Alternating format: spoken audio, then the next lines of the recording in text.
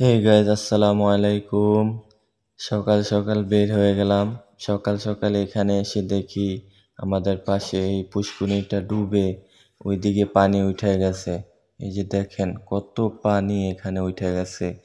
ওই জায়গায় বাড়িটা আছে, ওই বাড়িতে পানি উঠছে। কি কষ্ট! সারা রাত্র বৃষ্টি বৃষ্টি হতে হতে পানি প্রায় এই পুষ্কুনিটা প্রায় ডুবে গেছে। ওইদিকে আরো বাড়িঘর আছে, ওইখানেও বাড়িঘর ডুবে গেছে। আল্লাহ, এত বৃষ্টি হয়েছে! বৃষ্টিতে আমাদের মসজিদ সহ ডুবে গেছে।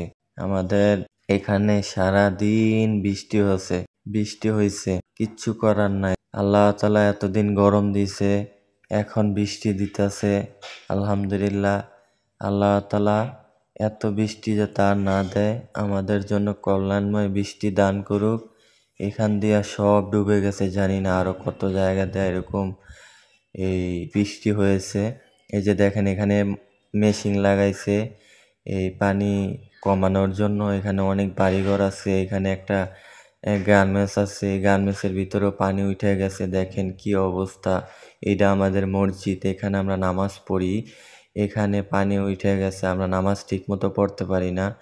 আর এই মেশিনটা লাগাইছে এই পানিগুলা কমানোর জন্য। আশা করি আলহামদুলিল্লাহ, আশা করি এই পানিগুলা কমে যাবে অতি শীঘ্রই, বৃষ্টি যদি না আসে।